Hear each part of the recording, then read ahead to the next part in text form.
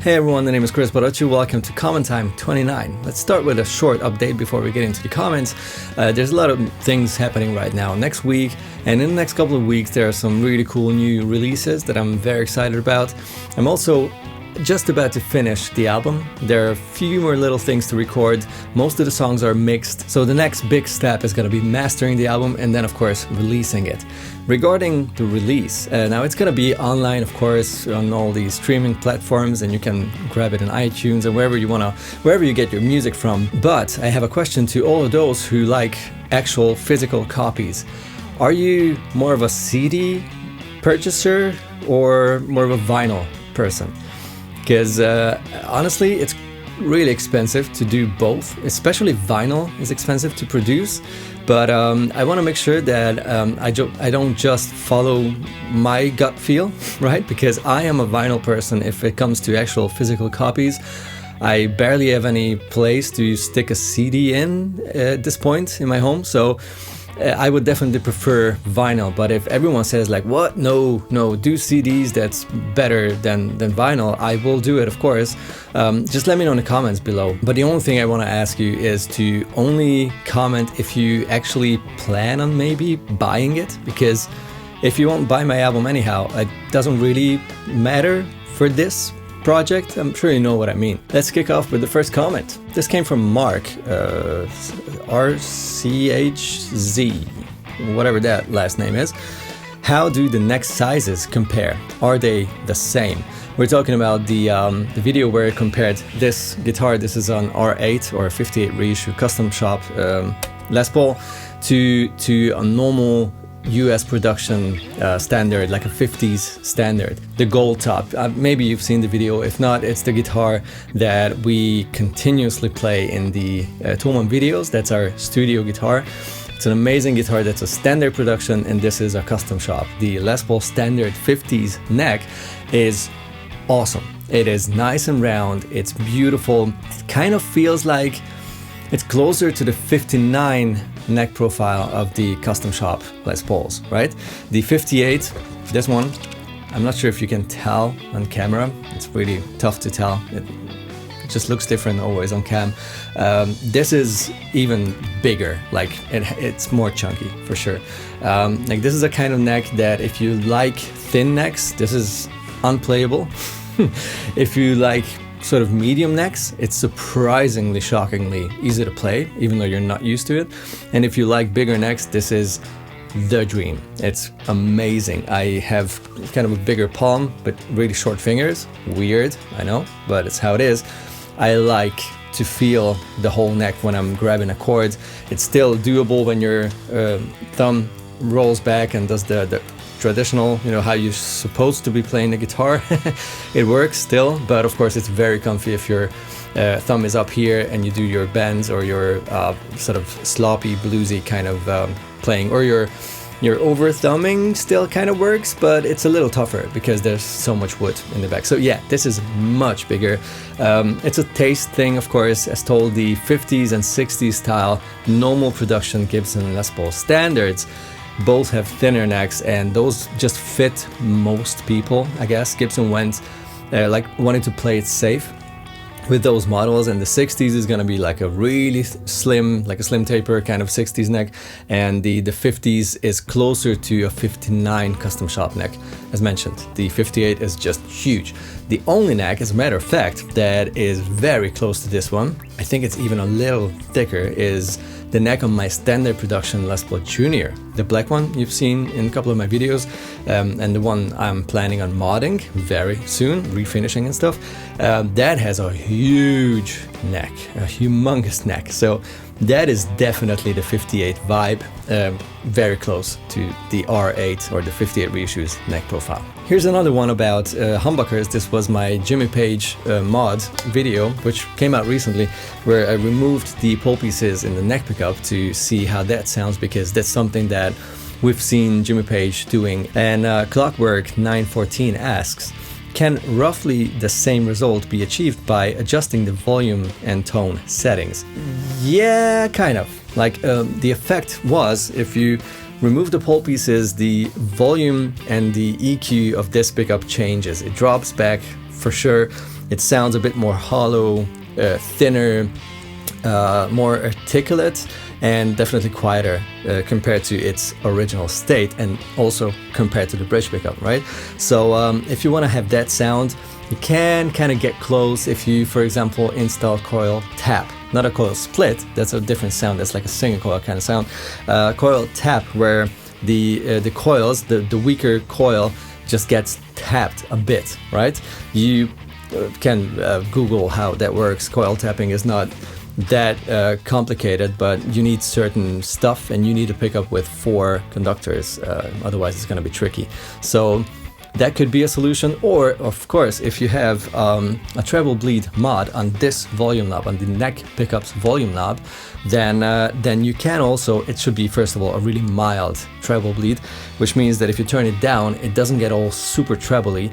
It's just a tiny bit thinner sounding than when it's maxed out. Like volume on 10 is going to be a rich, full humbucker, neck humbucker sound, and as soon as you go down to like 7 or 6, that low mid frequency gets reduced a tiny bit, and the volume of course drops a bit as well. That kind of gets you close to that kind of sound. So of course, removing the pole pieces all the time for every second show or whatever, it's kind of not cool, because the thread is gonna be done really soon. So it's definitely something that you should maybe test if you want to, and then stick to it, or just put the pole pieces back carefully and just let it be. It's not the kind of thing you want to unscrew and put back all the time. It's not gonna end up well. Alright, let's talk about amps for a second. This came from Only Guitar 6521. The Marshall SV20, which is the mini plexi, has an effects loop and sounds just as good or better than this amp from what I can hear. Strange that Friedman didn't add the effects loop as well. We're talking about the Friedman Plex, and it's still fascinating how many people are upset about the fact that there's no effects loop on the amp, which I understand. I also like having delays after my drives, right? I use a lot of drive pedals and use clean amps, so I don't mind an amp not having an effects loop. I just go with my full board into the input of the amplifier and keep the amp clean, or kind of clean. Like on the edge of breakup, it's still fine. But if you want to have amp distortion, it's kind of tricky. You kind of need an effects loop or some sort of an alternative solution for that if you don't want your reverbs, delays, or even modulation effects to be distorted. The thing is though, that like all old school amps, whether it's a Fender combo, a Vox, old matchless, high watt, like you name it, including the plexis, of course, they did not have an effects loop because, well, first of all, it was just not a thing back then. And second of all, if you crank these amps to get that awesome distorted sound, you crank you distort the sound in the power section, which means that if you have the effects loop in front of that, it's pointless having the effects loop, because the overdrive does not happen in front of that effects loop but after it. So you can just stick everything in the front of the amp, like in the input of the amp, and have the same effect as if they included an effects loop somewhere between the pre and the power amp, which then gets distorted anyhow. So it is pointless. And yeah, the Marshall SV20 and a couple of those, like the small JTM they did, those have effects loops. And as long as you keep the amps clean, it's nice, it's cool. You can use the effects loop and put stuff in there. But as soon as you crank those amps, especially the mini plexi, the SV20, that will distort really quickly, like a plexi should, right? That's the big difference between a JTM and a plexi, a super lead.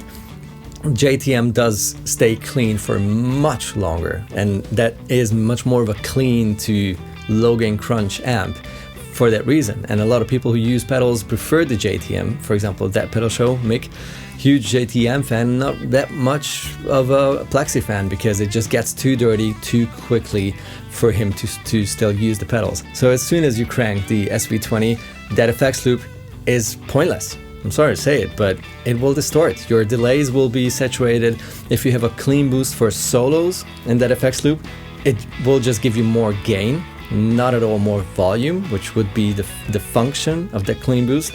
I've been there, I've done that. I had a Victory Sheriff, the small one, the 20 watt version, the lunchbox amp. Adore that amp, and I used it live for quite a while in my rock band, and I used the effects loop, and that was like the first time I used it on stage was the moment where I realized like, oh damn it. I kind of expected this to happen. My volume jump for my solos did not do anything at all. I mean, it did.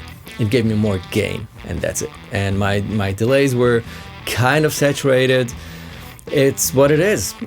It doesn't really matter if these amps have an effects loop or not. They are pointless if you want to crank those amps to have that cool sound. And about the tone, it's okay to like the SV20 more than the Friedman Plex. It's totally okay because the SV20 is an amazing amp as well. It just does different things, and it's much more sort of fuzzy, crazy, old school. You cannot really make that sound like old but tight rock, which is something that the Friedman Plex does immediately.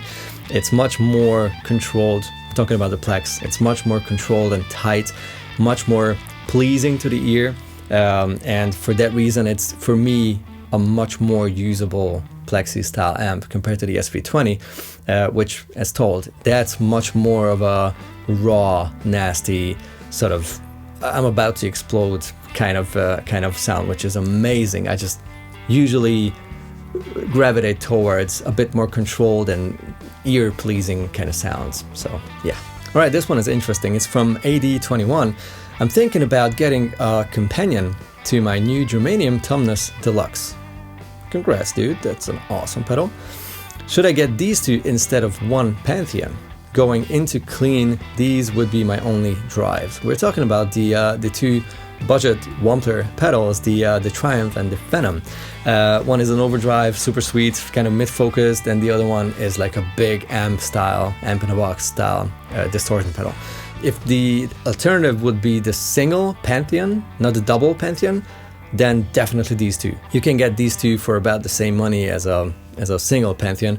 And dude, you're so much more versatile with these. And honestly, even though these are budget-friendly Wampler pedals, in terms of tone, they're on par. Like, they are identical in terms of quality and everything with the more expensive, more boutique Wampler pedals. It's just that they don't look that sexy. They just look more sort of affordable. But the sounds, the features, ridiculously good. So yeah, definitely this.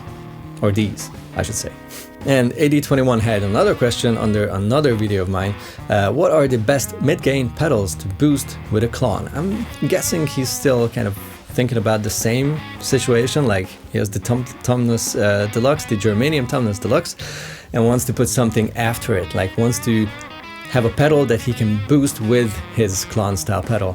Honestly, I would choose something that is more amp-like and a little less mid-focused.